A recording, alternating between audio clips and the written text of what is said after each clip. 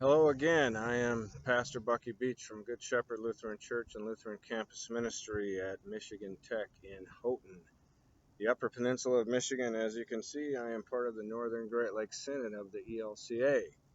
This is a sermon for the seventh Sunday after Pentecost. About a year ago, I spent time in Seattle with my son Jacob, who was on tour with a band throughout the northwestern United States. And I was able to help him sort through a storage unit that he had been paying rent on for a very long time. It was a big metal box in a maze of other storage unit boxes, and it contained most of his worldly goods. You see, getting stuff from Seattle to southeast Alaska is difficult at best, and it is very expensive. And so when he returned to southeast Alaska, he took with him only what he could get on the plane, and the rest of it went to Goodwill. I thought it would be a lot more emotionally painful for him, but he was ready to let it all go, and it was healing. And it was also a lot less expensive. So now he's moving to Skagway. He's moving from Skagway, Alaska, to a community near Philadelphia, PA, with a partner who is with child. Driving all the way across Canada and the United States, 3,700 miles during a COVID pandemic, across borders, with Meg, who is experiencing morning sickness, is not going to happen, thankfully. They will fly and take only what they can get with them on a plane. It's a new chapter in their lives. It's starting with pretty much only what is in their hearts and in their minds. So not only will they have no boxes of stuff, they probably won't have any boxes at all. Reminds me, during the first part of our pandemic quarantine, I was sorting through some of my own possessions in a crawl space, and I found a box of stuff that I didn't know that I had. I didn't remember that I had. Some of it includes important pieces of me and of my past, and some of it I no longer need. What's in the boxes that you have tucked away in attics and closets and basements? Boxes can last a very long time. They can get very dusty, and they are very dark inside by design. They do not allow light to enter. We all have things that we don't need any longer, but boxes also contain things that we protect and we preserve. Things that are foundational for us as individuals and as communities and as institutions. And these kinds of boxes contain not only documents, but they contain the beliefs that form us. These proverbial boxes are that which we climb on and from which we proclaim our truth or that which we believe. You know, they are soapboxes. I was doing a little bit of research on where the term soapbox came from, and most of you probably know it comes from days when a person would elevate themselves to make a speech by standing on a wooden crate originally used for shipment of things like soap and other dry goods from a manufacturer or a retail store. Most of the old pictures that I saw, people had on hats like this, and they had on bow ties, but sorry, I couldn't find my bow tie. It must be in another box somewhere. What we have stored up for centuries in these boxes could be negative. Today we are seeing many of these boxes and their contents disintegrating, crumbling, or maybe even being torn apart. But we can also look at what is in those boxes in a positive light. They are our founding documents. They are our tradition that we want to keep and protect. They are things that need to be opened up and let out for us and for the world to benefit from. Now, if you were to stand on a Christian soapbox, and I don't have a box to stand on here because you wouldn't be able to see it anyway, but I did find this Christian soapbox. I'm not going to stand on it. If you were to stand on your Christian soapbox in a public square, or more specifically a Lutheran Christian soapbox, and you were to tell the world what it is that we believe, what would you say? Well, the Christian box contains things that we have stood upon for years, like grace and forgiveness, a specific kind of understanding of faith. And at the bottom of the box, or perhaps the structure of the box itself, is made of a very specific kind of love. It's called agape, or unconditional love. There's a new documentary about Congressman John Lewis called Good Trouble.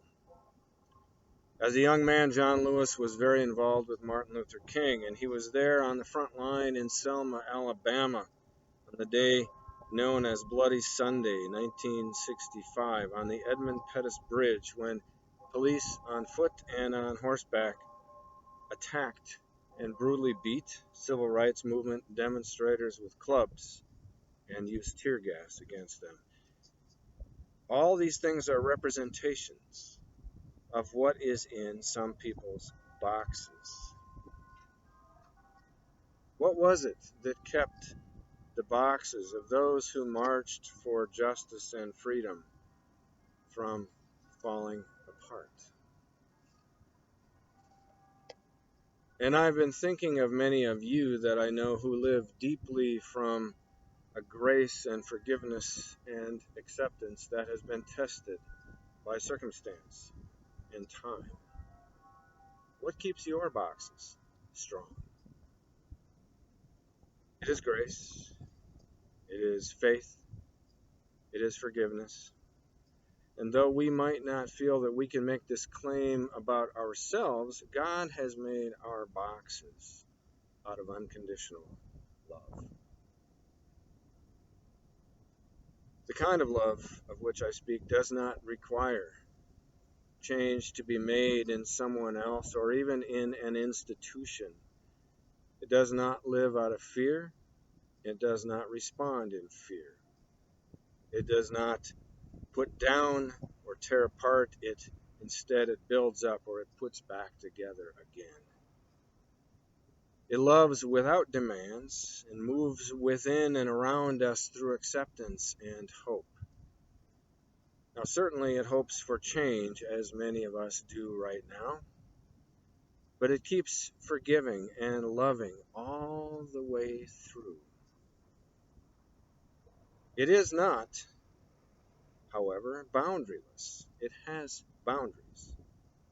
But when a correction is needed or a boundary needs to be applied, it does not condemn the individual, only the action.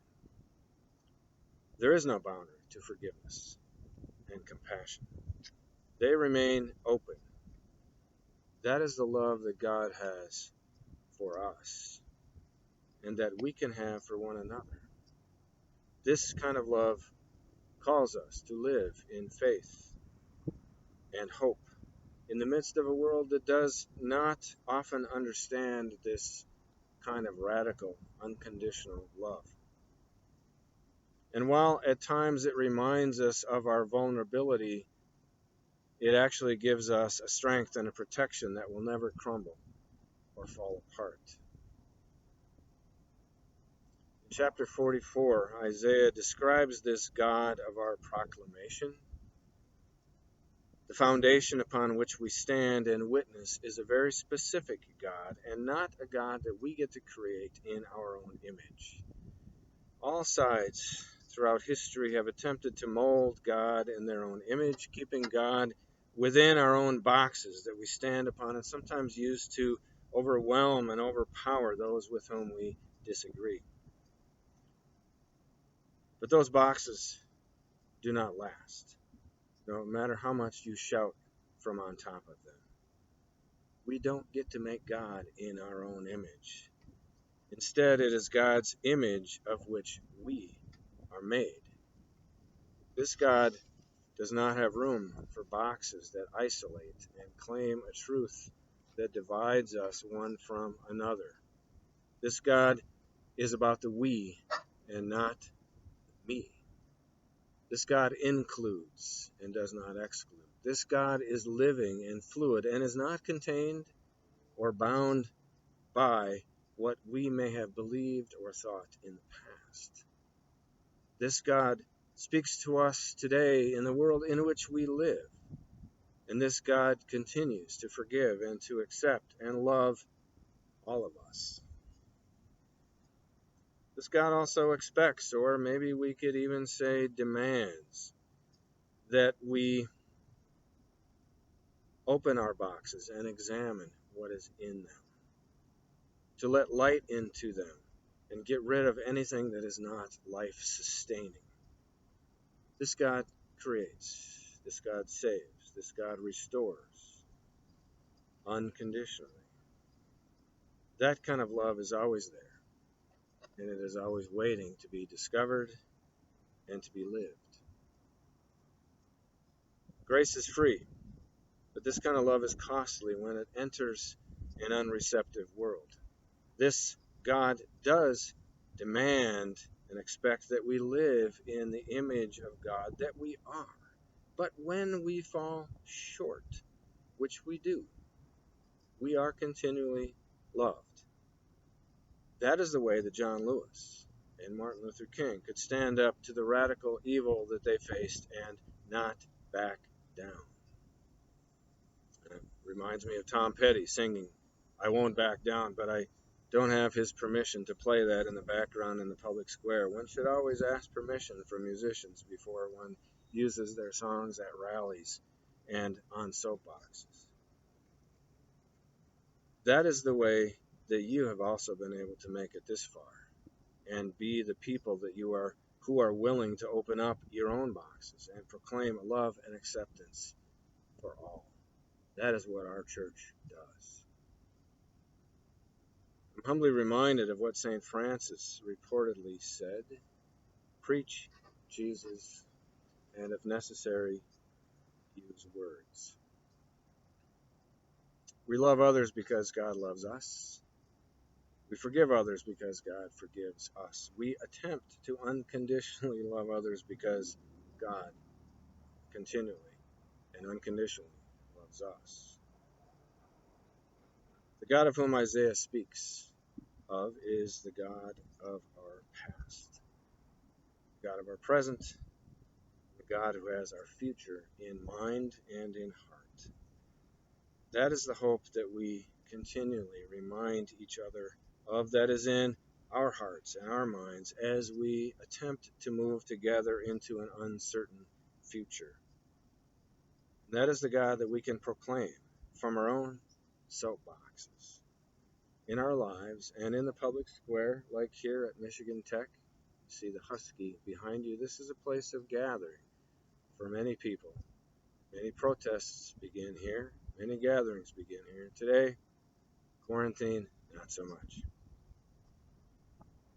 This is the God that we proclaim from our own soapboxes that are filled with grace and forgiveness, faith, hope, and love. It is this God who heals. It is this God who makes whole the content of our lives. Thank you for joining me today.